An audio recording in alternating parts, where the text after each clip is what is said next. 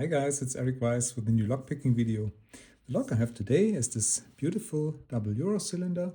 It's an IKON WSW with this remarkable key. It has 6 pin tumblers on the bottom, and depending on if it's the interior or exterior part, it has additional sliders. If it's the interior part, it only has 5 sliders on the right hand side with 1 sidebar, and if it's the exterior part, it has 2 more sliders on the left hand side with an additional sidebar. So it's actually 2 locks in one. And in another video I have already picked the interior part, and now I'm going to concentrate on the exterior part. In order to remove this, I had to punch these 3 pins out, and there's something more to do with some fancy parts, but I don't want to bore you with that for now. So without further ado, let's put this thing device and see if we can get it picked. Alright, the WSW is now on the device. Here's the key again. Works nicely. And for picking, I use various tools. I start with this top of the keyway tensioner and try to set the pin tumbler part first. I use this Peterson gem. 2 is binding now, 3 is binding,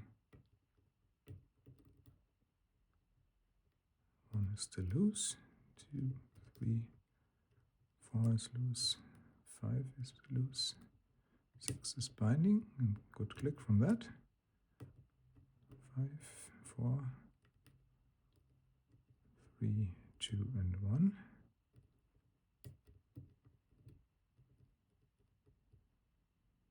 One is now binding. It's easy to slip off these pins. They have small tips only.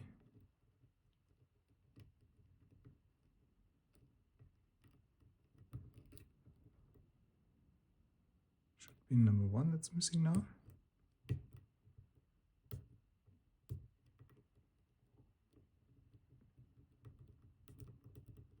Feels springy. 2, 3, 4, 5, and 6. There should be some core rotation. Now there it was. And now I can change tensioners. I use this one, also from Multipick. And for the sliders on the left hand side, I use this tool that I made for an EVA lock some weeks ago. This works quite well here. Number 1 is set, number 5 is springy. And for the right hand side, I use this Multipick G Pro number 13, sorry. And let's try the sliders. 1 is springy, 2 is springy, 3 is binding, 4 is loose, 5 is binding. Let's start from the beginning again.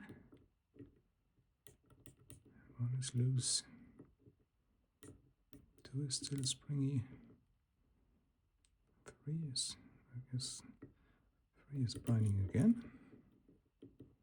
But let's start again with 1, 2, and 3. Where is 3?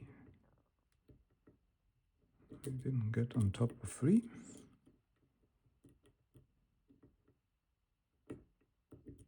Come on, let's try the left hand side again. Maybe better now. 1, 2, 3 is binding. It's now loose. 1, 2 is still loose. 3 is loose. 4 is loose, and 5 is loose. So everything's loose now. Let's try the left hand side again. Maybe now the part starts where I have to check all the pins in turn, all the sliders in turn, because something is always blocking, although everything seems to be springy. That's true now. It always seems as if one needs some more lift, but when I get there again, it's still not set.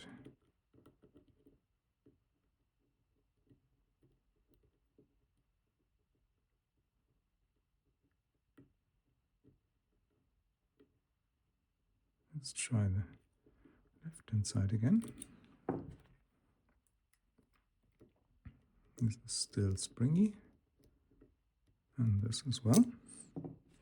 So it must be something on the right.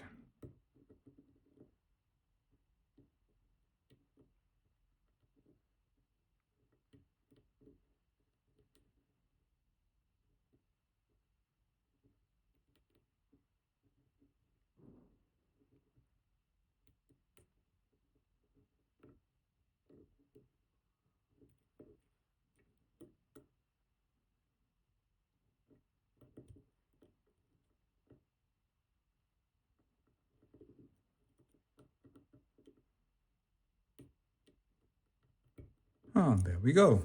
Wow, nice. It's open. So let's take that out, put the device aside, and see what's inside. Let's lock it up again.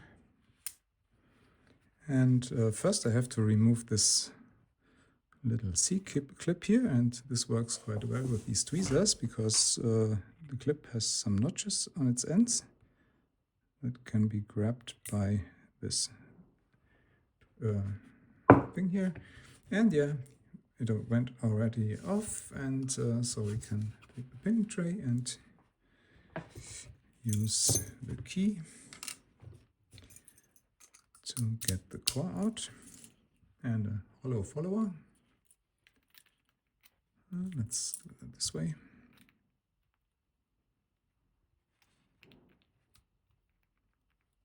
You have to be a bit careful not to lose the sidebars, but otherwise that's not such a problem. Let's take a core holder for now, and put that aside. And how to start? Let's start with the sidebars. The left one first. There it is. That's the way it looks. Only this top part interacts with the sliders, and the actual bitting is on the slider side. So that was the left one, and there are also two tiny springs for that one, number 1 and number 2. And then let's go on to the sidebar on the right. It's here.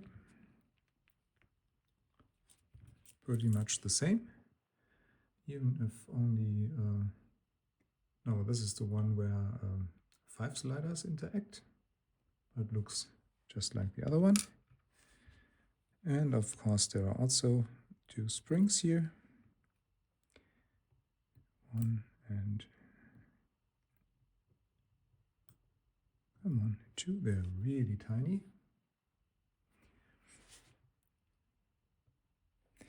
And now we can remove the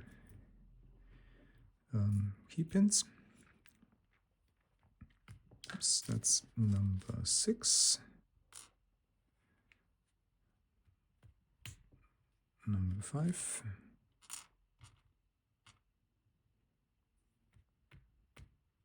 Number 4.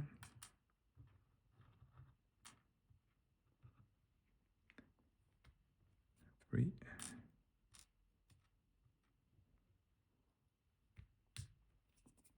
2. That was number 2.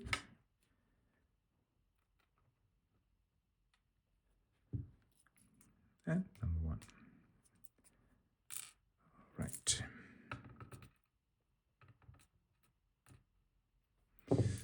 Okay, now we can take the core and no, we can't take the key out because now we have the sliders. You can see they are still inside.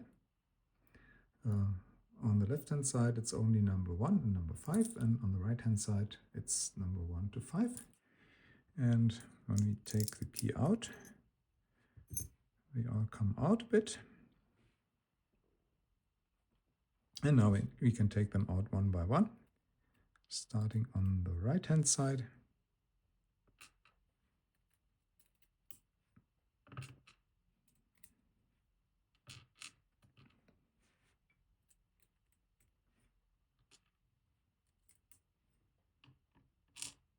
Oh, no, I put them in the wrong chambers.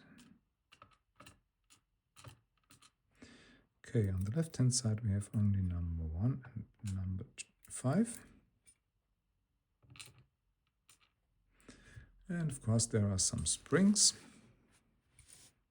Let them drop out like that.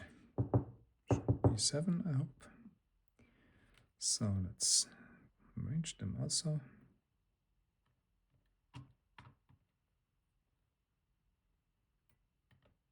Of course they're all the same.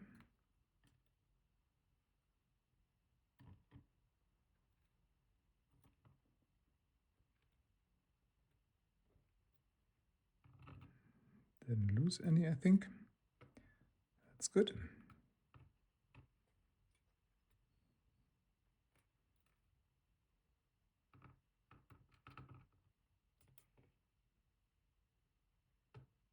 All right, and this is the core with all the chambers for the pins and for the sliders. And that's the keyway, remarkable shape. Sorry, it's out of picture, I think. So then we still have the driver pins.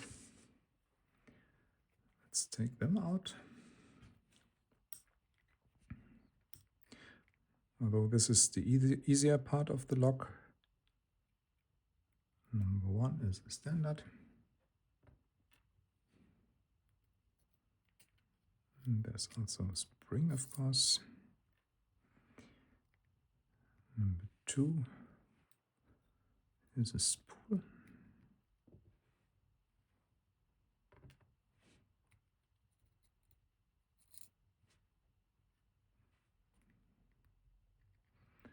Number 3 is another spool.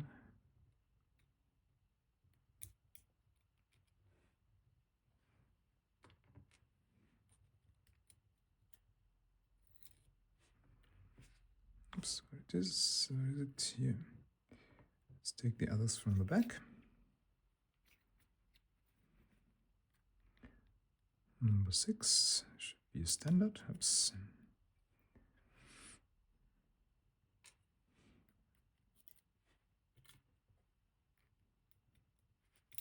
5 is another standard. Although they act a bit tapered, as do the sliders.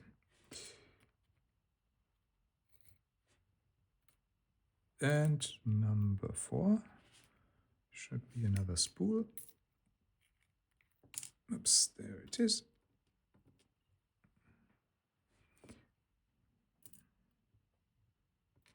And there's one last spring, and there we go. Otherwise, nothing special in the housing. 2 grooves for the sidebars and the chambers for the driver pins. They don't have any milling or so, also not in the core.